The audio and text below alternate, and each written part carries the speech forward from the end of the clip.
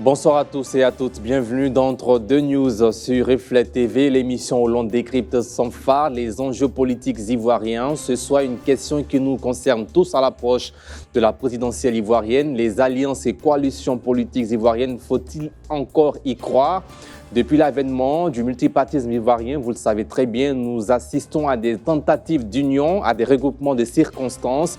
Les coalitions fleurissent, mais rarement ont-elles encore du sens? Peut-elle encore convaincre les électeurs ivoiriens ou sont-elles devenues des coquilles vides aux mains de stratégies personnelles? Nos consultants sont là pour répondre à ces questions. Bonsoir et bienvenue ce soir. Guillaume Bato, journaliste et DG du quotidien Liberté. Bonsoir Guillaume Bato. Bonsoir Cédric. Marcelin Niawa, bonsoir, analyste politique. Bonsoir Cédric. Et deux autres consultants, Eric Dou, analyste politique. Bonsoir Eric Dou. Bonsoir. Et puis enfin, Gaël Lakba, analyste sociopolitique. Bonsoir. Bonsoir Cédric. Alors tout de suite, en place au débat. Première question adressée à Marcelin Niawa. Quelle est selon vous la valeur stratégique d'une alliance politique aujourd'hui en Côte d'Ivoire ? Mais il faut reconnaître qu'en Côte d'Ivoire, depuis 2002 et 2011, nous avons connu de graves crises. Lesquelles crises ont poussé les Ivoiriens à se regarder en chien de faïence. Et les instances de conquête de la paix qui ont été mises en place ces dernières années, quand je vais parler de Conarive ou bien CDVR, ont montré leurs limites. Dans ce contexte, il y a eu la décomposition et la recomposition de certains partis politiques dans les alliances. Alors, la réconciliation ayant échoué, chaque parti cherche à savoir comment réconcilier les Ivoiriens. Donc, toutes ces alliances qui sont mises en place, c'est pour voir dans quelle mesure les Ivoiriens peuvent être amenés à la réconciliation. Pour vous, ces alliances tournent autour de la réconciliation nationale et non en général, au vu de la profondeur de la crise que nous avons connue. Et aujourd'hui, pour sortir, comme on le dit souvent, des cendres de cette élection de 2011 qui nous a vraiment fortement endeuillés et qui est vraiment qui a connu beaucoup de victimes, il faut que la démocratie soit renforcée. Donc c'est à travers des élections justes et transparentes que nous pouvons sortir. Donc c'est ce déficit de démocratie qui est constaté par certains acteurs politiques et qui s'unissent pour pouvoir retrouver les conditions d'une élection, par exemple, d'une élection juste et transparente. Et il y a donc un déficit de démocratie depuis 1990. Bon, déficit de démocratie depuis 1990, de toute façon, notre démocratie, elle est en construction. Elle n'est pas encore faite, elle est en construction en Côte d'Ivoire. Et jusque-là, nous n'avons pas encore des institutions fortes comme ailleurs pour pouvoir maintenir, réconcilier les Ivoiriens. Il faut d'abord réconcilier les Ivoiriens entre eux-mêmes, avec eux-mêmes, et les réconcilier avec leurs institutions. Ils seront réconciliés lorsqu'ils feront confiance à ces institutions, lorsqu'on va rendre une décision. Mais on constate quoi? C'est dans notre pays. Chaque fois qu'une institution rend une décision, il y a un camp qui pense que la décision est mal rendue et on suspend. Donc là, ça parle de la... pousserait à des alliances ou coalitions. Oui, non, des coalitions pour pouvoir renforcer parce que tous les pouvoirs ne se font pas confiance. Donc, il faut d'abord qu'on arrive à se faire confiance autour d'un objectif. Et puis, ce sont tous ces éléments qui font que les partis, à un moment... Alors, Gaël Lakba, il y a la question de réconciliation qui ressort de son analyse, qui semble être l'une des raisons qui poussent certains partis politiques à fonder des alliances, à avoir des alliances ou coalitions politiques. Peut-on dire que l'idéologie a totalement disparu au profit de l'opportunisme politique en Côte d'Ivoire ? Belle question. Parlant de réconciliation, je ne pense pas que ce soit de la vocation des partis politiques de se donner pour mission de réconcilier les Ivoiriens. Voilà. Moi, je ne crois pas trop en cela parce que les politiques, en général, ils ont leurs objectifs bien précis, ils ont leur calendrier, ils ont leurs agendas. Donc, quand on parle souvent de réconciliation, c'est un thème qu'on met en avant parce que vous ne me direz pas qu'un parti, quel qu'il soit, puisse se taguer d'être celui qui va chercher à réconcilier les Ivoiriens, d'autant plus qu'il est protagoniste, antagoniste au sujet. Donc, quand il va vers l'autre partie, c'est clair que souvent, ça échoue. Voilà pourquoi, chaque fois, on n'arrive pas à cette fameuse réconciliation-là. Mais je veux aussi faire une situation contextuelle relativement au sujet de ce soir. Voyez-vous, la Côte d'Ivoire est une jeune démocratie. En 1960, la Côte d'Ivoire accède à l'indépendance. Félix Houphouët-Boigny, le PDCI, RDA, dirige le pays pendant plus de 40 ans. Pendant plus de 40 ans, si on compte de 60 à 90. De 60 à 90, on a le parti unique. En 90, on a, avec le combat de Laurent Gbagbo et ses amis de l'opposition, de la gauche, on finit par avoir le multipartisme. Alors, entre 90 et 99, le président Houphouët-Boigny décède, le président Bédié prend le pouvoir, il y a un problème au niveau de succession au niveau du PDCI, ce qui crée une fracture. La fracture au niveau du PDCI va déboucher sur une alliance avec des partis de gauche. C'est là même que commencent ces histoires d'alliance entre des partis de gauche ou de droite. Et puis, en 2000, je fais un peu vite pour aller un peu plus vite. En 2000 et 2010, on assiste aussi à une alliance quand le RHDP naît, alliance entre le président Bédié, donc on va dire le PDCI, et le RDR, qui crée le RHDP. Là, il n'y a pas de problème parce que c'est deux partis de droite qui se mettent ensemble, qui créent le RHDP. Sauf que le RHDP ne va pas faire long feu. En 2018, le RHDP, le PDCI sort du RHDP.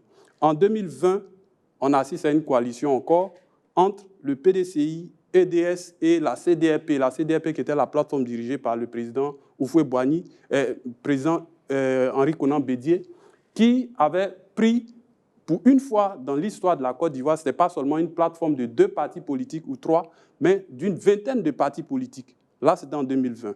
Mais les partis politiques qui allaient au-delà de l'idéologie, parce que le PDCI est un parti de droite, alors que dans cette plateforme-là, il y avait des partis centristes, il y avait des partis de gauche et tout. Donc, c'était une première dans l'histoire de la Côte d'Ivoire. Et puis, en 2025, c'est ce qui est en train de se refaire avec la CAP, qui s'allie avec le PDCI et encore on débouche sur une alliance avec le PPACI. Alors, les coalitions se font en fonction des réalités du moment.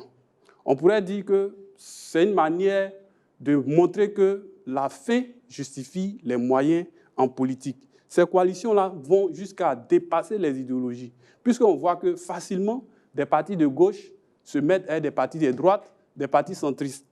Alors, l'idéologie même, c'est quoi? Normalement, les partis devraient respecter l'idéologie. On ne devait pas pouvoir voir un parti de gauche s'allier à un parti de droite. L'idéologie étant l'ensemble cohérent, je donne un peu la définition, l'ensemble cohérent des idées, des valeurs, des croyances, des principes qui vont orienter l'action politique. Mais quand on dépasse, parce que ceux qui sont de gauche, c'est des libéraux, ceux qui sont de droite, ce sont des socialistes en général. Mais quand ils se mettent ensemble, au-delà, où se trouve le projet de société? Parce que c'est par l'idéologie qu'on va gouverner. Mais quand on se met ensemble, c'est juste pour des problèmes de personnes, parce que chacun veut le pouvoir. En somme, en Côte d'Ivoire, oui, les coalitions et alliances se font sans idéologie. Sans tenir compte, en fait. Ils se mettent ensemble souvent pour travailler sur l'environnement électoral, parce qu'il y a des problèmes. C'est toujours au niveau de la loi. Bien. La loi, on a l'impression que chaque fois, cette loi-là est interprétée ou bien mal interprétée ou même mal prise par un camp qui va forcément se retrouver pour venir parler de la CEI, parler de candidats écartés et tout. Donc, ils sont obligés à un certain niveau de se mettre ensemble pour combattre. Mais quand c'est comme ça, le sujet même de la gouvernance qui devait être guidé par l'idéologie est mis en arrière-plan parce qu'en général, les gens se battent sur l'environnement électoral. Éric Dohou, est-ce qu'on peut croire aujourd'hui à des regroupements, disons des alliances ou coalitions durables au sein de l'opposition ivoirienne? Parce que très souvent, c'est au sein de l'opposition que naissent les coalitions et alliances politiques. Merci. Je pense qu'on a beaucoup de choses à reprocher à notre démocratie, mais je pense que là, sur ce point, on peut considérer que ça fait partie de l'exercice du jeu démocratique, que ce soit les alliances ou les coalitions. Il y a une petite, je dirais, différence, une petite nuance à ce niveau. Après, on a tendance à les voir comme des synonymes. Mais moi, je vois plutôt l'alliance sur quelque chose de beaucoup plus pérenne, effectivement, qui a trait à l'idéologie des partis, parce que c'est l'idéologie qui permet justement de solidifier les bases des alliances. La coalition est différente dans le sens où elle se met en place uniquement pour réagir ou pour accéder justement à un résultat, notamment sur des questions électorales. Donc à ce niveau, je pense que ce qui se fait en Côte d'Ivoire n'est pas vraiment totalement différent de ce qui se passe ailleurs.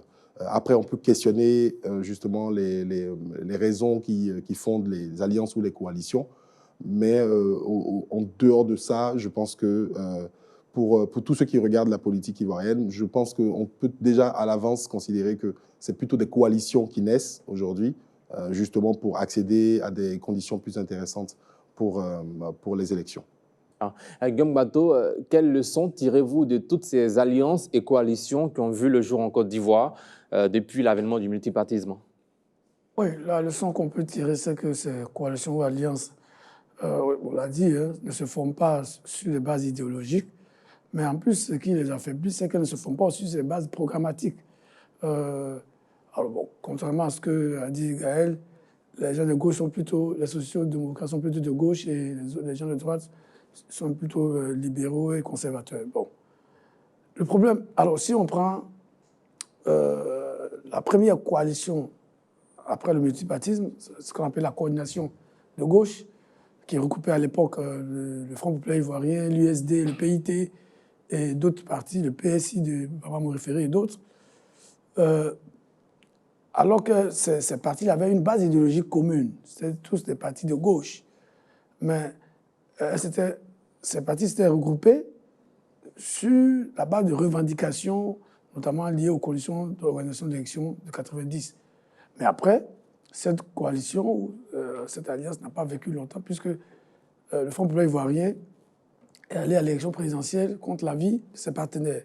Après, avec la création du RDR en 1994, s'est mis en place le Front républicain, toujours sur la base de revendications pour les conditions d'organisation des élections. Bien entendu, quand il y a eu le coup d'État en 1999, même un peu avant, à partir de 1998 déjà, le Front populaire ivoirien était engagé dans des négociations avec le gouvernement du président Henri Konan Bédié Paix à son âme, sans son partenaire le RDR. Donc déjà, oui, rupture. Et puis, il y a eu d'autres coalitions après. Bon, il y a eu le RHDP à partir de 2005. On peut dire qu'il est resté quand même un peu longtemps, puisque le RHDP a pu accéder au pouvoir et a gouverné la Côte d'Ivoire jusqu'en 2018. Donc, on peut considérer qu'ils sont restés ensemble quand même 13 ans. Bon, aujourd'hui, se mettent en place des coalitions. Donc, on a un CAP-CI, bon, qui malheureusement, je pense, déjà a volé en éclats, hein, parce que le PDCI ayant abandonné ses amis. Pas abandonné, c'est une coalition. Ils partent en alliance avec le PPACI. Quand vous êtes avec des gens et que vous allez contracter une autre alliance sans même les informer, vous avez vu M. Bégoudé l'a dit publiquement sur les antennes de France 24, je crois que ça ne fait pas très sérieux. Vous êtes avec des gens, vous avez travaillé pendant des mois et des mois, et une nuit, vous les laissez, vous allez trouver d'autres personnes, et sans leur dire un seul mot. Moi, j'étais quand même choqué. Je suis d'autant encore plus choqué que des gens trouvent que ceux qui critiquent cette attitude du PDCI ont tort. Mais quand même, vous êtes des grandes personnes, vous vous regroupez, vous les laissez. La preuve, aujourd'hui, le PDCI et le PPACI étaient présents à la formation de la CEI, sur le coordonnateur pour la collecte des parrainages citoyens, alors que la CAP avait fait une déclaration vendredi, je crois quelques jours avant, 2 ou 3 jours avant, pour dire, comme la CEI ne veut pas accepter, prendre en compte nos revendications, nous n'enverrons personne. Mais le lundi, le PDCI était à la CEI. Aujourd'hui, le Front populaire ivoirien est allé déposer le nom de son coordonnateur pour les parrainages et son adjoint. Bon, alors, il reste quoi? C'est fini. D'où la question qu'on vous pose, oui. les leçons à tirer de ces alliances qui naissent en Côte d'Ivoire. On a vu aussi l'alliance RHDP-FPI, après le FPI se rapproche du PPACI. Non, je ne sais pas si le FPI... C'est pas tous les partis politiques, les grands partis ivoiriens. Une partie du FPI, parce que moi-même qui suis là, qui était membre de ancien membre de la direction. Il y a eu également le RHDP qui était groupement de partis politiques avec l'alternance, avec le PDC-RDA. Ce que j'ai dit, le RHDP a suivi quand même de 2005 à 2018. On peut dire que c'est la coalition ou l'alliance qui a le plus vécu le plus longtemps possible. 13 ans. Voilà. Parce que, effectivement, au départ, il y avait un fondement idéologique. C'est quand même tous la philosophie politique de Houphouët-Boigny. C'est pour ça que peut-être qu'ils sont restés plus longtemps. Bon, ceux qui n'ont pas la même idéologie, comme Kapsi, je ne sais pas si ça a mis 6 mois, peut-être même moins. Mais Voilà. c'est pas encore mort, Guillaume. Oh, c'est pas encore mort, mais son pronostic vital est engagé. Oh là là. Son pronostic vital est engagé. Voilà. Donc, Bien, c'est merci. Alors, Marcel Niawa, vous, quelles leçons vous tirez de toutes ces coalitions et alliances politiques Mais ivoiriennes? moi, la leçon que je peux tirer, c'est que notre démocratie est en pleine construction. Mais ça ne marche toujours pas. Oui, ça ne marche toujours pas. J'ose croire qu'un jour, nous allons trouver les voies et moyens pour que cette démocratie, elle marche. Il faut former les hommes politiques, il faut qu'eux-mêmes ils se forment. Et il faut que tous ceux qui sont au pouvoir, chaque fois qu'ils prennent au pouvoir, aident les partis de l'opposition à exister, au lieu de les chercher à les faire disparaître. Parti au pouvoir. Non, mais le parti au pouvoir, son rôle, ce n'est pas de détruire les partis d'opposition. Ce qu'on voit aujourd'hui, les achats de conscience, c'est vrai qu'il y en a toujours, mais dans la logique du RHDP aujourd'hui, c'est de détruire complètement les partis politiques. Je ne peux pas comprendre qu'un parti comme le PIT puisse exister. Il y a PIT côté RHDP, PIT côté... C'est cette façon de fonctionner. Ça, c'est d'abord la responsabilité des militants du PIT. Oui, mais non, mais c'est le parti au pouvoir lui-même. Regardez, je prends votre cas aujourd'hui. Tu viens de le dire toi-même. Oui. Tu dis, tu es dans le FPI, mais il y a une partie du FPI. Tu te désolidarises. Oui, nous ne sommes pas d'accord avec la direction du FPI. On peut être dans un parti ne pas être d'accord avec la façon de fonctionner du chef. Mais on reste solidaire. Cette solidarité-là, même déjà. Il ne faut pas faire la solidarité dans le mal. Si vous n'êtes pas d'accord avec votre direction, on peut le dire. Non. Bien, merci Guillaume Bassou. Allez-y. Cette façon de fonctionner, je pense que chaque fois qu'un parti arrive au pouvoir, il faut qu'il aide l'environnement à se construire démocratiquement. Il faut mettre les institutions solides en place. Il faut mettre les Ivoiriens, les citoyens en confiance à partir des institutions. Je prends un exemple simple. Lorsque le président Laurent Gbagbo était au pouvoir, le président du Conseil constitutionnel, on disait que c'est l'ami de Gbagbo. Comme si être Ivoirien et être ami à quelqu'un, on n'a pas le droit d'être. Au lieu de chercher à comprendre, à savoir si le monsieur qui est à la tête de l'institution, s'il a les compétences pour diriger l'institution, on va le taxer de toute autre chose. Aujourd'hui, c'est ce qui arrive. Lorsqu'on dit aujourd'hui que Kubé est militant du RHDP, c'est vrai que le RHDP se défend pour dire c'est faux, mais c'est ce que vous avez fait hier. Non, j'ai dit, on a vu des images ici où les gens montrent Kubé. Non, cette image a été démentie. Il ne s'agit pas du président de la CEI, c'est une fausse information. Je ne suis pas sûr que celui qui est jusqu'à Kubli là-bas. Bon, nous tenons à préciser sur ce plateau qu'il s'agissait d'une fausse information parce qu'il ne faut pas propager de fausses informations dans cette émission. Merci. Je l'ai dit une fois ici. Quand on est au pouvoir, qu'on veut nommer des gens, et ce qui nous a tués ici, les histoires de rattrapage ethnique. Et si on veut nommer quelqu'un, on se base sur sa compétence et on démontre aux uns aux autres qu'un tel gars n'a pas été nommé à tel poste parce qu'il est compétent. Mais lorsqu'on prend un pouvoir et on va sur la base de rattrapage ethnique, il faut nommer que ceux qui sont avec nous, les systèmes de tabourets, ça force déjà le jeu. Une fois que le jeu est faussé, les Ivoiriens, les citoyens n'ont plus confiance aux institutions. Si vous démontrez par là plus que c'est parce qu'il est militant de votre parti qu'il est à la tête de l'institution, déjà, il y a défaut. Et ce déficit démocratique part de là.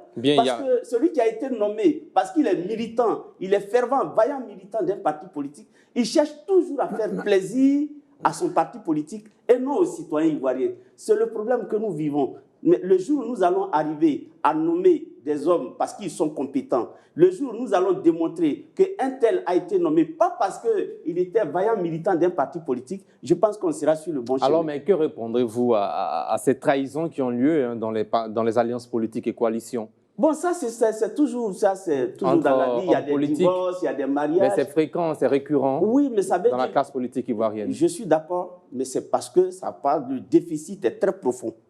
C'est parce que notre démocratie n'est pas bien construite et que les hommes politiques se trompent entre eux. Ils ne se trompent pas entre eux. J'ai dit bien, c'est le système, c'est le parti au pouvoir qui organise. Bien, c'est le parti au pouvoir qui organise. Merci. Alors, Gaël, la prochaine question. Les alliances se font et se défont. Les mouvements citoyens pourraient-ils jouer un rôle central de nouvelles alliances transversales au sein de la classe politique ivoirienne? Bien sûr. Je vais déboucher sur cette question parce que en fait, ça donne l'occasion de parler de la troisième voie.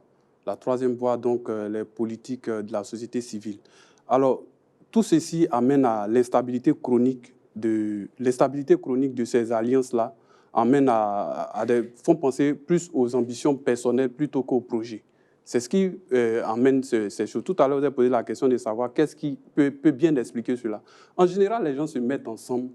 Et même pendant qu'ils sont ensemble, l'un pense qu'il va se servir de l'autre comme étant le cheval.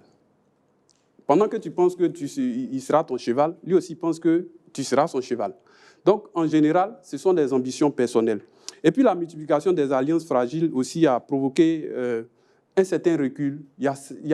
Les gens sont tellement fatigués de ces alliances, et puis que je dis bien fragiles, parce qu'effectivement, Guillaume l'a dit tout à l'heure, un parti comme une coalition comme le RHDP dans le temps avait fait 13 ans. Bon, si ça avait pu tenir longtemps, peut-être que ça aurait pu mettre encore en confiance les militants de ces deux partis qui s'étaient mis ensemble, d'autant plus qu'ils étaient de droite, tous les deux. Idéologiquement, ils étaient compatibles. Mais 13 ans après, ça a volé en éclats. Mais la plupart des autres coalitions, alliances, appelées comme vous voulez, ne mettent pas du temps. Ce sont des coalitions fragiles. Donc cela provoque une certaine fatigue électorale et puis une défiance populaire parce que finalement, les gens n'y croient plus. Les coalitions, les alliances ont fini par perdre en crédibilité. Alors, ce qui amène ces personnes déçues-là à penser à une troisième voie, des voies de politique de la société civile qu'on voit aujourd'hui monter en puissance avec des personnalités comme Vincent Tobi, comme Assalé Tiemoko. Vous voyez, la plupart de ce qu'ils font, c'est populaire. Tout ce qu'ils disent, ils trouvent facilement l'adhésion des gens. Aujourd'hui, la plupart des membres du parti au pouvoir les traitent de populistes. Mais alors que moi, je dis que ce n'est pas du populisme. Ce sont des gens que les populations ont envie d'écouter aujourd'hui. Ils leur accordent un certain crédit parce qu'ils bénéficient d'une certaine virginité politique. Donc, au nom fort de cette virginité politique-là, les gens vont vers eux. Peut-être qu'il faut les mettre à l'œuvre pour être déçus après. Mais ceux qui sont déjà là, les anciens là, ont déjà prouvé, depuis plus de 30 ans, depuis plus de 40 ans, ce sont les mêmes. Donc, ce qui fait l'émergence de cette nouvelle troisième voie.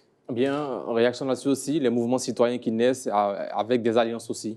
Comme je l'ai dit, moi je pense vraiment qu'il ne faut pas faire de ce procès aux alliances. Si c'est vraiment les alliances dont on parle ici, hein, pour ne pas parler du désamour des populations pour la politique, ça va au-delà des alliances. Si on reste focus sur le procès des alliances politiques en Côte d'Ivoire, il faut bien revenir peut-être à la définition claire.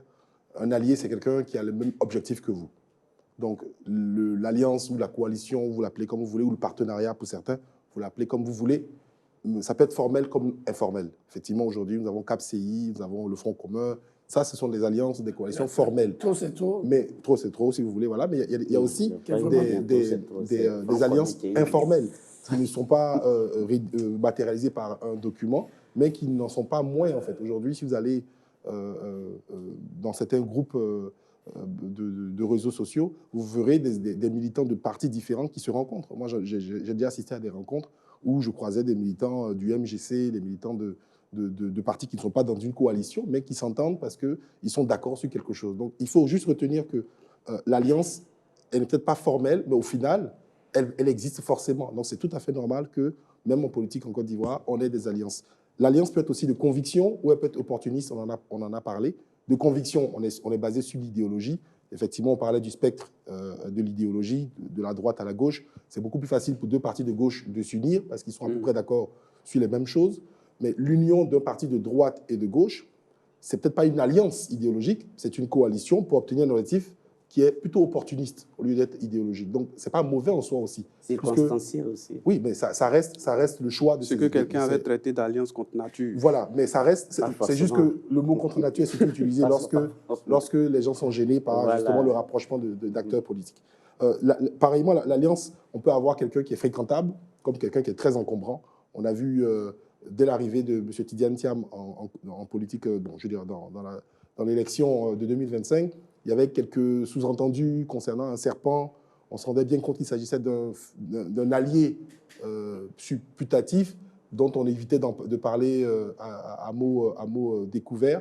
et avec qui on avait du mal, je dirais, à convaincre les gens qu'une alliance était possible. Je pense qu'on parlait sûrement de M. Guillaume Soro.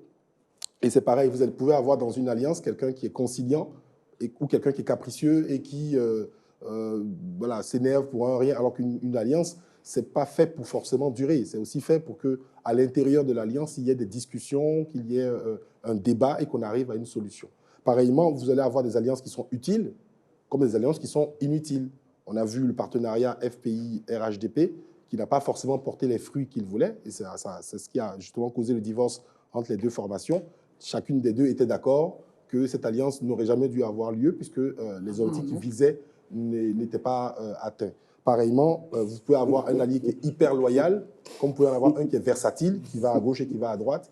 On a déjà vu ça en Côte d'Ivoire. C'est un choix délibéré de chacun. Il y a une autre question. Quoi. Mais au final, je veux dire que le plus important pour nous, citoyens, c'est qu'on arrive progressivement à avoir des alliances qui sont basées plutôt sur l'idéologie, sur la conviction et sur les programmes. Parce qu'on parle beaucoup plus en période électorale en Côte d'Ivoire d'alliances entre les partis que de programmes communs. Ce qui démontre très clairement que l'alliance est en fait une coalition pour avoir un motif électoral. Est-ce que pour vous aussi, il y a un lien entre échec des alliances ou coalitions et démocratie, comme évoqué par Marcel Niawa? Oui, c'est le jeu de la démocratie. Si un parti considère qu'il n'obtient plus ce qu'il espérait, parce que nous, on n'est pas toujours au sein... Parce que ces alliances sont vouées parfois à l'échec et Marcel Niawa accuse Donnez-moi un exemple d'alliance vouée à l'échec. Bon, il y a eu plusieurs alliances par le passé. CAPSI, c'est un exemple? Non, pas forcément. Non, pas forcément. Attention, il faut comprendre quelque chose. C'est le partenariat. Je vais faire une précision sur ce point. Il faut faire attention. Ce qui est reproché à M. Tidiane Thiam et au PDCI, ce n'est pas l'alliance. Non, c'est Guillaume qui dit que c'est un échec. Non, il n'y a pas que lui. Oui, voilà. pas que moi. Personne ne peut nier que la coalition continue. Et ces critiques sont même fondées. Oui. Je suis d'accord avec ceux qui estiment qu'il n'y avait rien à reprocher au PDCI, ils ne sont pas sérieux. Le problème n'est pas l'alliance entre le PDCI et le CAPCI et ensuite l'alliance PDCI-FPI. On a posé la question à M. PPAC. Excusez-moi, PPAC. J'ai tendance à... Le PPAC revendique son alliance. Voilà. On a reçu M. Dignako du Renouveau démocratique. Oui. Et la première question que je lui avais posée sur le plateau, c'était de savoir est-ce que le document qui formalisait votre alliance avec le PDCI précisait clairement qu'il y avait une exclusivité. S'il n'y en avait pas une, le PDCI est libre d'aller faire d'autres alliances ailleurs, peut-être pour un autre objectif totalement différent. Maintenant, ce qui est reproché au PDCI, c'est la manière. Ça. Je pense que même en politique aussi, il faut avoir quand même un peu de... D'élégance. D'élégance, c'est le mot. Et d'éthique. Voilà, d'élégance. C'est important. Bien, allez-y, continuez. Oui, c'est important. Je pense que, Eric l'a dit, je crois qu'en Côte d'Ivoire, on a un défaut. On n'aime pas dire les choses clairement. Par exemple, les alliances ou les coalitions qui se forment, malheureusement, se forment pas sur la base, avec un projet de départ. Et même quand il y a un projet, ceux qui portent ces alliances-là ne sont pas sincères. Pour parler du cas de CAPSI, je veux dire, et je le répète, si on est sérieux, on ne peut que critiquer l'attitude du président Thiam. Parce qu'en politique, il y a quand même l'élégance, il y a l'éthique. Vous êtes le premier responsable d'une coalition. Vous êtes le président, le coordonnateur d'une coalition. Si vous voulez aller contracter un autre partenariat, vous êtes libre de le faire. Mais au moins, à minima, c'est de dire à vos amis, bon, voilà le projet, je suis organisé un autre projet, et leur expliquer que ce projet peut-être vise le même objectif, mais dans un cadre différent. Mais vous ne vous cachez pas, parlez nuitamment, et vos amis, dont la porte-parole du mouvement, et tous, ils découvrent à la télé. Mais honnêtement, ce n'est pas correct. Ce n'est pas une façon de faire. Et en Côte d'Ivoire, il faut qu'en politique, on y mette un peu d'éthique, un peu d'élégance. Voilà. Sinon, bon, prenez par exemple le fonds commun qui vient d'être mis en place par le PPACI et le PDCI. Moi je regarde, je rigole, parce que c'est un fonds qui est déjà percé. On voit bien que le fonds a été mis en place sur la base de la bataille pour l'inscription de M. Gbagbo et de M. Thiam sur la liste électorale. Nous sommes déjà dans la période du parrainage. Dès que les parrainages seront finis, que les candidatures seront publiées par le Conseil constitutionnel, ce fonds sera sans objet. Vous comprenez? Il va peut-être évoluer. Bon, on espère que... En tout cas, si on s'en tient à ce qu'ils ont déclaré à la création. C'est la même chose pour le mouvement Trop c'est trop. Trop c'est trop, il y a tellement de personnes dedans. J'ai un ami qui voulait les chahider. Ah, il y a trop de personnes dedans. Tu as dit qu'il y avait personne. Hein? Moi? Oui. Mais vous dites qu'il y a beaucoup de gens. Non. Mais j'ai un ami qui dit que trop c'est trop et de trop. Bon, ça devient un peu trop. Vous voyez, à ce rythme-là, aujourd'hui, mon ami Yawa Massample qui a des informations. Moi, je ne connais pas trop c'est trop. Je vois que ça va un peu dans tous les sens. Les déguerpis viennent. Bon, on dit que les chômeurs. Bon, bref. Ce sont des coalitions qui n'ont pas de fondement solide. Donc, ça ne peut que disparaître du jour au lendemain. Voilà. Malheureusement, ça contribue, entre guillemets, à polluer le débat public. Voilà. Des gens vont ici, demain ils sont ici, après, regardez le spectacle auquel on assiste aujourd'hui. Ceux qui sont dans le Front commun, Trop c'est trop, et M. Charles Blé Goudé qui est dans CAPSI, alors qu'on dit que CAPSI est encore ensemble, mais ça va dans tous les sens, les gens s'insultent sur les réseaux sociaux. Le vrai débat sur qu'est-ce qu'on va faire, que proposent ceux qui se présentent pour être candidats à l'élection présidentielle, on n'en voit pas. Oui, ils ne sont même pas candidats. Non, je ne parle pas de ceux-là. Ceux qui sont candidats, je prends mon grand frère Vincent Tobi et mon jeune frère Assalet Tchemoko qui ont mis en place une coalition, une alliance à Juna. Bon, on ne voit pas encore leur proposition. Eux aussi, finalement, ils ont des problèmes aussi. Parle plutôt du parrainage. Bien. Mais à quel moment on va rentrer dans le vrai débat? Justement, Merci. C'est l'environnement Voilà. politique. Merci à vous. C'est justement. Nous sommes à 4 mois de l'élection Rapidement, présidentielle. C'est là que le débat devient intéressant. Non, Bien. le débat n'est pas intéressant. Nous allons marquer une une courte pause. On revient juste après pour la suite. Bon, il faut que Nous sommes de retour de la pub. À tous ceux qui viennent de nous prendre en marche, vous suivez Entre deux News. Ce soir, nous parlons des alliances et coalitions politiques ivoiriennes. Faut-il y croire encore? Guillaume Bato, vous aviez la parole avant. Oui, je disais que si ces coalitions et alliances veulent être utiles, et je citais en exemple la dernière des coalitions qui a été mise en place entre l'ancien préfet d'Abidjan, Vincent Tobi et le député maire de Tiasalé, Assalet Tchemoko, il faut qu'au cœur des préoccupations de ces coalitions, on commence à aborder les questions liées à la vie, aux conditions de vie des Ivoiriens. Nous sommes à 4 mois. Mais ils disent avoir des idées qui convergent, oui, mais il faut qu'on notamment mette la ces idées lutte sur la contre place. Moi, je la veux bien. corruption et bien d'autres. Il faut qu'on mette ces idées sur la place, sur la table. Nous sommes à moins de 4 mois des élections. Et jusqu'à présent, quand vous écoutez les opposants, qui doivent même fournir plus d'efforts pour convaincre les électeurs, ils sont dans d'autres sujets. Oui, trop c'est trop, vraiment trop. Oui, Front commun. Oui, non. Vous êtes pour l'école, qu'est-ce que vous proposez? Pour la santé, qu'est-ce que vous proposez? Mais Guillaume, on n'est pas encore en campagne. Ah non, mais La campagne électorale est juste on n'est pour pas ça. en campagne. Mais toujours. Mais vous n'êtes pas dans 2 semaines, On 2 est semaines de toujours en campagne. campagne. Bon, Vous n'êtes pas- j'avais Toujours en attendu mon campagne. tour de Tous les parole. jours. Bien. Il ne faut pas. Je pense que c'est la pré-campagne. Nous sommes dans la pré-campagne. Bien. C'est la campagne. Dernière À 4 mois d'une élection question pour vous présidentielle, rapidement, vous en n'êtes 10 pas encore en secondes. campagne. En 10 Mais c'est à quel secondes. moment vous êtes développé la santé, l'éducation, la sécurité, la diplomatie, l'agriculture, tout ça. À quel moment vous avez parlé de vos sujets? Le ministre Jean-Luc Billon, il a commencé à mettre ses propositions. Ce matin, il parlait de nationalisme économique. Bon, ça va faire peut-être débat, on va réagir. Au moins, il y a des choses qui proposent. Mais les autres sont dans Mais les autres, au moins, ils ont des candidats. Vous, le RADP, Marcel Niawa, vous n'avez pas la Mais le parole, s'il PPS vous n'est plaît. pas le candidat. Si. Marcel Le Niawa, vous PPS, n'avez ce pas la candidat parole. n'est pas électeur, il est inéligible. Merci Pour le Guillaume PPS, Bato. c'est la même chose. Merci. Alors Marcel Niawa, quelle est selon vous la coalition ou l'alliance la plus sincère que la Côte d'Ivoire ait connue depuis 1990? Oh, là, c'est vraiment C'est trop, c'est difficile. Non, attends, soyons sérieux. Soyons sérieux. Je vais dire que déjà, c'est le fait que tu parles de trop, c'est trop, ça me réjouit le cœur. Parce que depuis fort longtemps, tu as Bien, toujours dit... on va répondre à la question pour question de Mais temps. je veux dire qu'en fonction des environnements... Le Front républicain. Je peux te dire... Non, je peux te dire seulement la seule coalition qui a eu une longévité.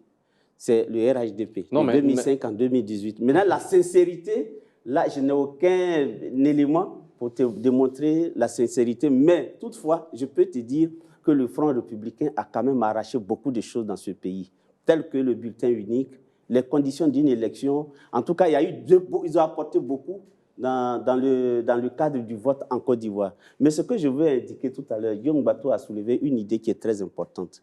Nous sommes à quelques mois des élections. On aurait bien souhaité que les partis politiques présentent leur programme de gouvernement, leur projet de société. Et ça pouvait même être l'objet de notre débat ici. Mais les conditions d'une élection juste et transparente, ce qu'on a toujours souhaité, selon les partis politiques, ces conditions-là ne sont pas encore remplies. Donc, depuis ce qu'on constate en Côte d'Ivoire, les partis politiques se battent beaucoup plus pour obtenir les conditions d'une élection saine. Donc, il arrive au pouvoir en place d'organiser des élections transparentes pour que les partis politiques puissent déployer, puissent développer leur projet de société. Et ça, je reviens encore sur ce sujet-là. J'ai dit il faut que les partis politiques se retrouvent. J'ai été malheureux ce week-end de voir sur un plateau de télé des membres du gouvernement dire qu'on a trop discuté et la discussion, il y a eu tous les sujets ont été abordés. On n'a jamais abordé tous les sujets parce que l'environnement politique, il est dynamique. Et il y a des nouveaux éléments qui rentrent toujours en ligne de compte. Donc, il faut continuer de discuter pour avoir très rapidement les conditions d'une élection transparente afin que les partis politiques puissent mettre sur le marché leur projet, leur programme de gouvernement et les Ivoiriens puissent choisir librement celui qu'ils veulent. Tant que ce n'est pas le cas, on va rester encore dans ces bruits. On va rester dans ces bruits et ça n'apaise pas la population, ça ne rassure pas du tout. Et ça, c'est ça qui pousse même les gens à faire beaucoup d'alliances. Si le jeu était transparent, moi je pense qu'on n'avait même pas besoin de voir PDCI, PPACI ou bien CAPSI, ceci, cela. Si le jeu était transparent, tous les acteurs politiques seraient aujourd'hui sur le terrain en train de dire, bon, dans le milieu de l'agricole, voilà ce que je propose, milieu école, éducation, voilà ce que je propose pour la santé. Il y a des partis politiques qui font des propositions actuellement, qui dévoilent leur projet de société. Oui, ça c'est comme qui par exemple quand on prend le parti de Kevin Fieni, pro-CDPS, qui passe son temps à promouvoir une république fédérale qui donne sa vision. Oui, c'est sa priorité. Et bien d'autres candidats à la présidentielle le font. Mais les autres ont découvert quand même que pour eux, ça c'est d'abord, c'est pas nouveau. Le PDCI est connu il y a longtemps. Le PDCI, les Ivoiriens connaissent leurs idées. Laurent Gbagbo, les Ivoiriens connaissent beaucoup ses idées. Mais ils mettent le doigt sur les conditions d'une élection juste et transparente. C'est ça qui est la priorité. Et l'inscription de leurs leaders sur la liste électorale, ce qui préoccupe plus ces partis politiques que leur projet de société, qui sont très attendus. Mais ce sont les problèmes de l'heure, c'est ce que je veux dire. Donc, ils se concentrent pour l'instant, parce qu'il faut aller pas à pas. Bien. Donc, ils se concentrent beaucoup plus sur ces questions. Alors, Gaël Lakba et Éric Dou, on fera l'effort de rester sur la question. Quelle est, selon votre lecture, la coalition ou l'alliance la plus sincère que la Côte d'Ivoire ait connue depuis l'avènement du multipartisme dans le pays? Étant sur le champ politique, parler de sincérité, et non de longévité. Si vous parlez de sincérité en politique, je dirais que vous êtes trop idéaliste. Ça n'existe pas, ça, ce mot-là. Même les partis sans coalition, les partis politiques, quand si vous avez fait la politique, à l'intérieur même de votre appareil politique, il n'y a pas de sincérité. Chacun est dans une bataille de positionnement et ça a toujours été gouverné ainsi. Le 18 mai 2005, si mes souvenirs sont bons, le RHDP est né. Est né pendant que le président Gbagbo était président de la République. Alors, le RHDP est né et qu'est-ce que le RHDP cherchait? Son objectif. Pourquoi le président Bédié et le président Ouattara se sont mis ensemble? Ils se sont mis ensemble pour des conditions d'élection. Ils réclamaient des élections. Ils avaient des revendications. Avant de venir parler de projets de société, ils se sont battus ensemble et quand ils ont eu ce qu'ils voulaient pour aller aux élections, là maintenant ils sont venus entrer dans le débat sur le bilan du président Gbagbo et on a tous suivi en Côte d'Ivoire ici. Depuis qu'on a fini cette étape, depuis 2010, on n'a plus jamais vu de tels débats, pas parce que les sujets manquent, pas parce que les partis d'opposition ou bien tous ceux qui sont candidats n'ont pas de projet. Non. Ils savent critiquer, ils savent faire des propositions. Même nous-mêmes qui sommes assis ici, on n'est pas candidats. Mais quand on voit la gouvernance, là, on sait qu'ici, ça ne va pas, on peut proposer telle chose. Tous les partis politiques, je pense, ont déjà. Mais le problème, c'est que c'est autour de l'environnement électoral. Quand un parti politique à son leader ce qui il compte, ce qui il a misé et qui porte la vision, se trouve écarté et qui trouve que injustement son leader a été écarté. Il est en revendication permanente. Quand il parle de la CEI, quand il parle du Conseil constitutionnel, ça veut dire qu'en fait, ils ont des revendications, tout comme le RHDP dans le temps avait des revendications. Ça peut porter comme ça peut ne pas porter, ça dépend. Donc, ils ont le droit de continuer à se battre sur ces conditions qu'ils réclament, qui sont en réalité, il faut les voir comme des préalables. Parce que pour eux, tant qu'ils n'ont pas passé ce cap-là, ils ne peuvent pas aller à l'autre niveau. C'est intéressant de dire qu'il faut qu'on parle de bilan, de débat, il faut qu'on vienne là-dessus, mais dans quel environnement? Où on vous parle, même la troisième voie, Vincent Tobi, Assalé Tiemoko, qui étaient tout le temps suivis de tous, on les voyait, est-ce qu'on ne les a jamais vus proposer des choses? Ils parlent de la corruption, ils parlent de la mauvaise gouvernance, on connaît leur vocable, on connaît les thèmes qu'ils abordent, ils font des propositions concrètes. Ils ont des propositions concrètes, Guillaume. Maintenant, ils arrivent au pied du mur, ils voient qu'il y a un élément qui est là, le parrainage. Ça les amène à aller se mettre aussi. Depuis. Pour aller, oui. Bon, on va se poser la question pourquoi maintenant, mais parce qu'ils sont réellement candidats, ils se rendent compte que ça, à ce niveau, il y a un problème. Ils se rapprochent. Pourquoi? Eux aussi ils vont se retrouver emmêlés, englués dans le même problème qui aujourd'hui va devenir comme un préalable pour eux. Ils risquent même d'abandonner leurs idées. Ce qui veut dire quoi? Pour qu'on puisse s'en sortir, il faut qu'on se parle. Il faut qu'on s'asseye. Il faut faire des toilettages des textes. Il faut qu'on s'entende sur un certain minimum. Que tout le monde, on ne dit pas que tout le monde sera forcément d'accord, mais on peut faire des compromis, des compromissions. Un compromis, là, c'est aller à des discussions, avoir un peu, puis l'autre un peu. C'est ce qu'on appelle le dialogue. Merci, si on réussit à faire cela, vous allez voir que les débats vont venir, les Ivoiriens vont s'asseoir pour écouter et puis aller choisir. Bien. Et Éric Dohou, quelle est pour vous, s'il y en a, l'alliance ou la coalition la plus sincère? Et puis, est-ce que la CEI est-elle devenue aujourd'hui un enjeu pour les coalitions et alliances qui naissent? Vraiment, c'est très difficile, comme tous les autres, de définir une alliance qui serait la plus sincère, d'autant plus qu'on pourrait croire que ce serait facile d'analyser ou de mesurer la sincérité à la durée de vie de l'alliance, alors qu'en fait, peut-être que la durée de vie d'une alliance est simplement liée à la capacité d'un membre de l'alliance à endormir la méfiance des autres pour obtenir son objectif. Donc, c'est très difficile de le dire. Je pense que la seule manière qui nous aurait permis pour nous de vous répondre, ce serait d'avoir vraiment une coalition qui gouverne ensemble et qui continue à le faire et qui est d'accord sur les mêmes questions. Mais vu que la politique ivoirienne est beaucoup plus basée aujourd'hui sur des questions de personnes et non pas sur des questions de programme, c'est beaucoup plus compliqué de vraiment analyser de façon très pointue cette question de sincérité. Et ça, c'est lié à l'environnement de notre politique. La plupart des partis sont autour d'une personne tutélaire qui est quasiment inamovible. Et donc, vu qu'il est une cible pour le pouvoir, très rapidement, on lui trouve des questions pour le rendre inéligible. Et comme le parti est englué dans un culte de la personnalité et qu'ils sont tout autour de la question du leader, bah forcément, tous les moyens du parti sont mis en place pour justement permettre au leader d'être éligible. Et du coup, il reste très peu de temps pour parler de programmes, d'idées et ainsi de suite. Donc je pense que c'est une responsabilité commune, mais qui, pour moi, est beaucoup plus du côté du gouvernement qui est en place, pas celui qui est en place actuellement, je ne parle pas du régime, mais du gouvernement, de mettre en place justement des conditions qui permettent d'avoir une véritable démocratie, pour que justement, on n'ait pas l'impression qu'on rentre en campagne 2 semaines avant le scrutin, mais que la campagne, c'est tous les jours. Parce que vous avez parlé tout à l'heure, c'est très intéressant, de M. Kevin Fieni qui passe son temps sur les médias auxquels il a accès. Malheureusement, ce sont les réseaux sociaux et son cercle de connexion est assez restreint. Mais si ce monsieur avait accès aux médias, aux grands médias, s'il était interviewé, invité pour pouvoir justement dévoiler ses projets, peut-être justement que ça inviterait les autres partis qui sont habitués à faire autre chose, à justement se ranger. Et il y en a d'autres. Moi, par exemple, sur ce plateau, j'ai été très surpris, puisque je ne connaissais pas du tout M. Nimako du Renouveau démocratique.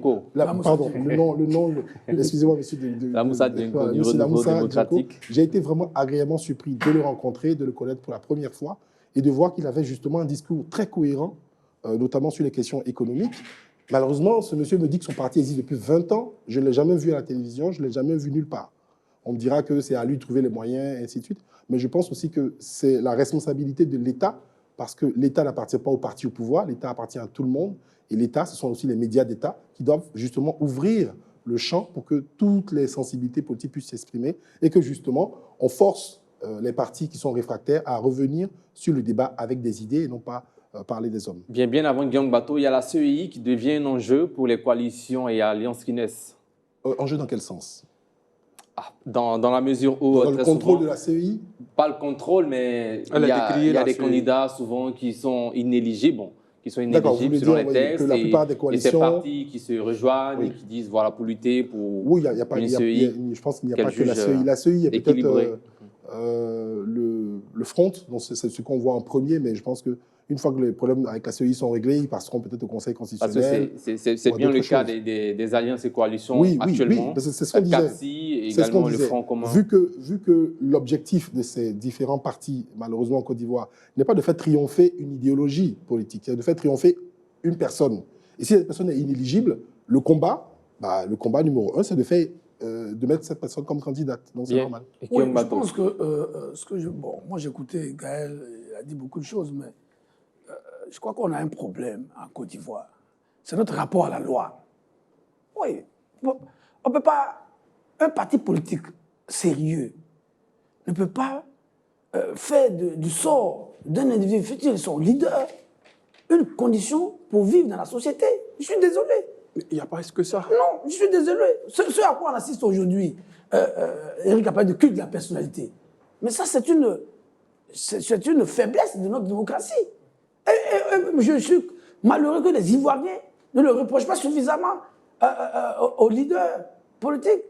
Mais attendez, le dernier exemple, Mme Marine Le Pen, la patronne du Rassemblement national, qui a été déclarée inéligible par la justice, elle vient de demander à son numéro 2 de se préparer. Mais pourquoi en Côte d'Ivoire, demander à quelqu'un de se préparer devient un tabou? Et on pense que tant que c'est... Non, c'est la loi.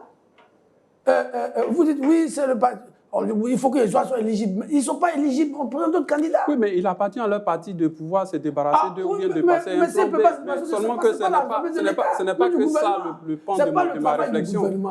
C'est pas que ça le point de ma réflexion. Dans les partis politiques, les gens n'ont pas suffisamment de culture pour échapper au culte de la personnalité, mais ça c'est leur problème.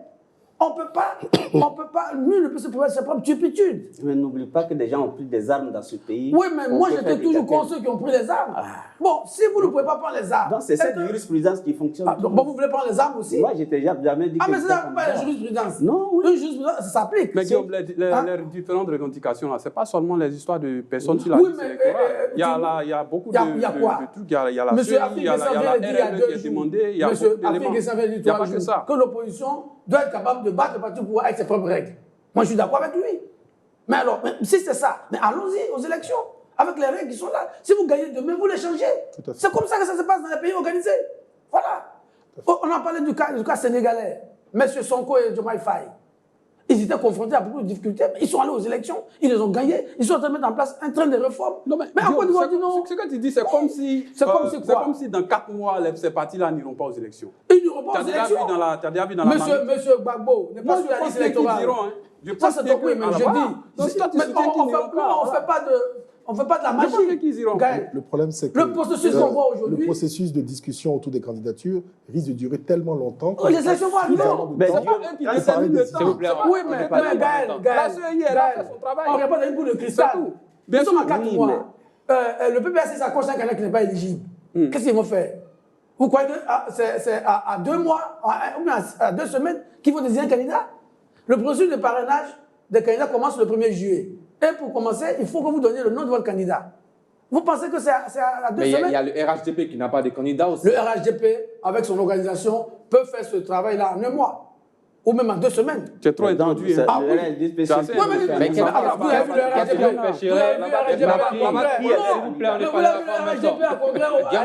qu'est-ce qui empêcherait un parti comme le PPAC ou le PDCRD de faire comme les RHDP? Moi, je le souhaite. Moi, je le souhaite. Mais je dis, si on a un peu de logique et qu'on veut donner une chance à un de ses camarades de pouvoir se faire connaître et pouvoir espérer gagner les autres présidentielles, ce n'est pas un mois qu'on la lit. Il faut être sérieux. Donc je dis, aujourd'hui, au moment où débute le parrainage, le PDCI, le PPACI et d'autres personnes qui sont concernées, notamment le COGEP aussi, de mon ami Charles Blé Goudé, peuvent désigner de nouveaux candidats et commencer le parrainage et les accompagner pour qu'ils aient la possibilité de gagner. Je pense que ça suffira. Ouais. Moi, j'y pense. Moi, je suis convaincu qu'au PPACI, ça ne va pas De même que le RHDP pourra déterminer un candidat peut-être à 2 mois. C'est ce qu'ils feront aussi. Il faut bien le voir. RHDP au pouvoir n'a pas plus de moyens que les autres. Non. Sauf que les candidats éventuels au RHDP sont déjà pour la plupart un peu connus. Ah oui. Donc, oui. ils n'ont pas de déficit en fait. Et puis, ils ont les moyens. Qui est leur candidat RHDP? Non, on n'a pas dit qu'on le Mais sait. le RHDP, son candidat, c'est le président Alassane Ouattara. Mais il ne peut pas être candidat à Alassane Ouattara. Pourquoi? Tu as parlé du cas sénégalais. Il faut qu'il fasse comme le président sénégalais. Bien, Il faut place qu'il maintenant respecte la au loi. carton Mais rouge. Bienvenue dans les cartons rouges, rubrique dans laquelle nos consultants et invités font des coups de gueule sur des sujets d'actualité ou des sujets qui leur tiennent à cœur. Le premier carton rouge de cette semaine avec Gaël Lakba.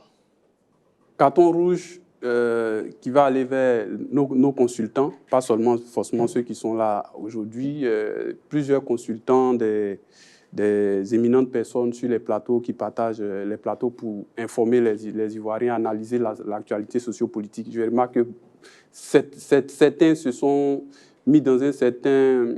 Certains disent beaucoup de contre-vérités, surtout sur les chiffres.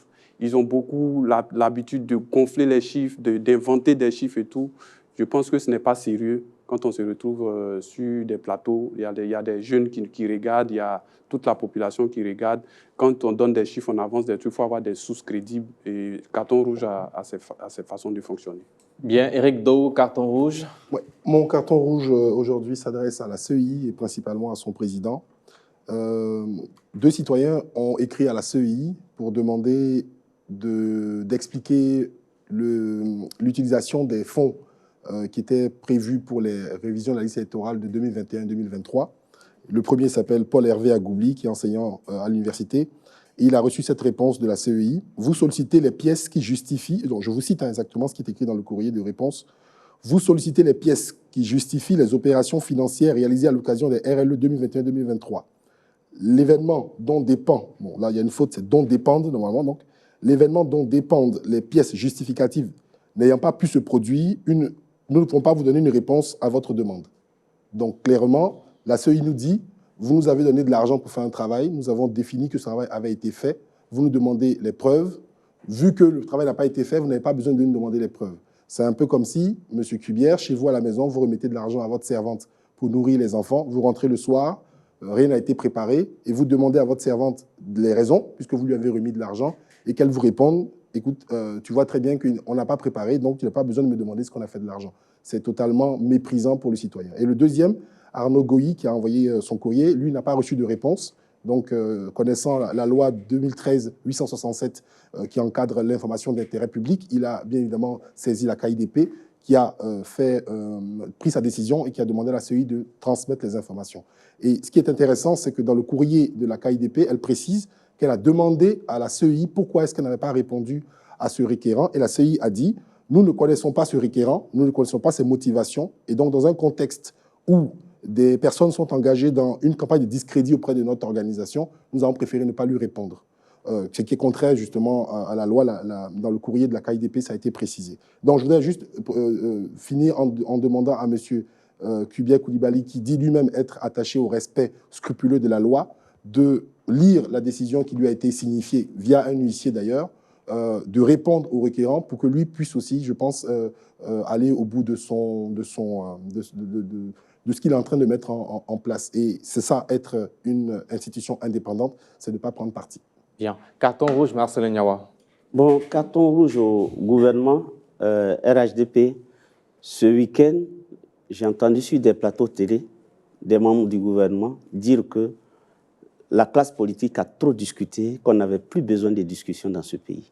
Moi, je pense qu'il faut que le gouvernement sorte de cette position qui s'apparente à une arrogance qui n'a pas sa raison d'être. Les Ivoiriens veulent être rassurés. Nous voulons des élections justes et transparentes.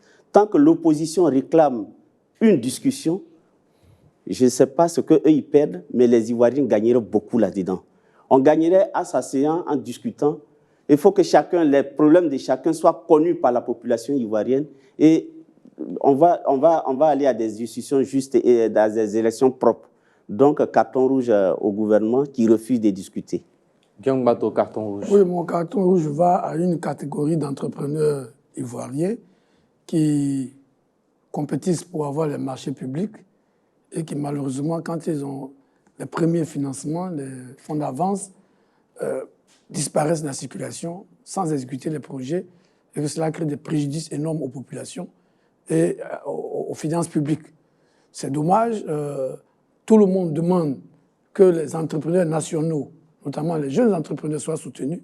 Mais il faut aussi que ceux-ci fassent preuve de sérieux pour ne pas discréditer l'ensemble, et surtout ceux qui ont envie de bien faire. Donc, carton rouge à ces entrepreneurs pas très rigolos parce qu'ils retardent le développement de notre pays et mettent les populations qui attendent le bénéfice des services publics dans des situations inacceptables. Merci. Le chiffre du jour. Le chiffre du jour, c'est 2885. C'est le nombre de postes à pourvoir cette année pour les enseignants contractuels du secondaire général. Le lancement officiel a été fait par la ministre Mariatou Koné samedi dernier avec l'épreuve psychotechnique comme filtre de sélection. Sur les 6730 candidats en lice, 1855 postes sont ouverts pour les collèges et 1030 pour les lycées. Objectif, combler le déficit d'enseignants et répondre aux déséquilibres régionaux. Réaction, Guillaume Bato. Oui, je pense que déjà c'est bon de recruter des enseignants contractuels. Vous savez, dans les établissements, la charge de travail est pratiquement la même. Donc il faut que le gouvernement aille au-delà et forme de plus en plus d'enseignants parce que malheureusement, dans beaucoup de lycées, vous avez des manques de professeurs de mathématiques, de sciences physiques, d'anglais, de français. Il faut donc une vraie politique de planification pour recruter suffisamment d'enseignants parce que le nombre d'apprenants augmente. Et il faut donc... les contractuels, c'est juste pour colmater les brèches, mais il faut aller au-delà. Et j'espère que ces contractuels ne vont pas rester éternellement contractuels et que rapidement, leur situation se verra régulariser. Arsène Niawa. Bon, moi, je pense que l'année scolaire vient de finir. On a eu les premiers résultats qui ne sont pas du tout réduisants. Il faut que le gouvernement s'engage avec chaque année les grands budgets qu'on nous brandit. Il faut que cette fois-ci, le gouvernement s'engage à recruter des enseignants pour les former. On découvre que le niveau, il baisse d'une année à une autre. Ce n'est pas du tout bien. Les enseignants contractuels, quel niveau de formation ont-ils? Que vont-ils faire? Tout ça, ça ne rassure pas. On a dit que la Côte d'Ivoire était un pays émergent et faisons comme un pays émergent. Il faut qu'on sorte de l'à peu près. C'est tout ce que j'ai. Gaël Lakba. Bien, on se souvient qu'il y a quelques semaines, le gouvernement a annoncé la création d'un certain nombre de salles de classe et tout. Et dans le temps même, quand j'avais pris la parole sur ce plateau, j'avais parlé de recrutement d'enseignants parce qu'il y a un manque criard d'enseignants. On voit même que souvent, dans certains établissements, il y a des enseignants aujourd'hui qui font 2 matières et ce n'est pas du tout intéressant. Un professeur de français peut aller faire une autre matière. Je ne sais pas comment ça fonctionne, ce truc, mais ça existe. Il faut recruter davantage, mais il faut continuer. C'est vrai, les contractuels, ce n'est pas la solution, ce n'est pas la meilleure des solutions, mais c'est, comme Niawa l'a dit, c'est de l'à peu près, pas forcément de l'à peu près, mais ce sont des personnes qui sont dotées d'un certain niveau d'études, niveau intellectuel. Il faut plutôt miser sur la formation continue de ces personnes-là. Ils font les cours, mais il faut prévoir des programmes pour faire leur formation continue. Et puis veiller surtout à leurs conditions de travail et de vie. Parce que les enseignants, on le sait, même dernièrement, ils étaient encore en grève pour ces mêmes conditions-là. Donc, il faut que le gouvernement prenne toutes les mesures pour que ces personnes-là soient vraiment dans toutes les conditions, qu'ils puissent se nourrir, se déplacer, bien se soigner et puis avoir un plan de retraite vraiment fiable. Éric Daou, pour terminer. Je suis totalement d'accord avec ce que mon voisin a dit. Je pense que c'est en améliorant justement les conditions de travail de nos enseignants dans les collèges, lycées et ailleurs qu'on va pouvoir créer vraiment des vocations, que les gens auront envie déjà de rester en Côte d'Ivoire quand ils ont été formés, qu'ils ont les compétences pour enseigner, et puis qu'ils aient envie d'utiliser ces compétences-là justement pour entrer dans le corps enseignant. Donc que ce soit, justement, il a parlé de la bivalence, qui est une chose que moi j'ai découverte il y a assez récemment et que je trouvais assez vraiment consternant pour nous, mais je comprends que c'est lié justement à la difficulté pour le ministère de constamment chercher à grandir, à grandir, à grandir. On construit de nouvelles écoles tout le temps et ça ne suit pas forcément avec une vraie politique qui permet justement de créer une vocation au niveau des enseignants. Il n'y a pas de campagne, rien n'est fait pour que justement aujourd'hui la fonction d'enseignant soit à la fois respectée, valorisée, même au niveau de la société ou au niveau du gouvernement par rapport à leur traitement salarial, par rapport aux conditions de travail. J'avais des enseignants stagiaires qui me disaient qu'ils étaient déjà découragés parce qu'ils devaient travailler avec la craie qui leur posait des problèmes respiratoires et que ça déjà, ça leur créait déjà une hantise d'aller au travail. Donc vous imaginez que toutes ces conditions-là mises bout à bout l'une après l'autre, c'est peut-être ce qui explique que pour près de 1800 postes, on a à peine 6000 personnes, alors qu'habituellement, quand on ouvre des concours, on a 10 fois, 100 fois plus de candidats par rapport à ce qui est proposé. Bien, merci à vous, chers consultants. Des coalitions qui vacillent, d'autres qui s'annoncent, mais la vraie question reste, ces alliances servent-elles la démocratie ou masquent-elles simplement la fragilité des ambitions individuelles? En octobre, les Ivoiriens jugeront dans les urnes et peut-être plus que jamais, ils jugeront les actes plus que les attelages. Merci à vous de nous avoir suivis. Rendez-vous demain pour un autre numéro d'Entre deux News.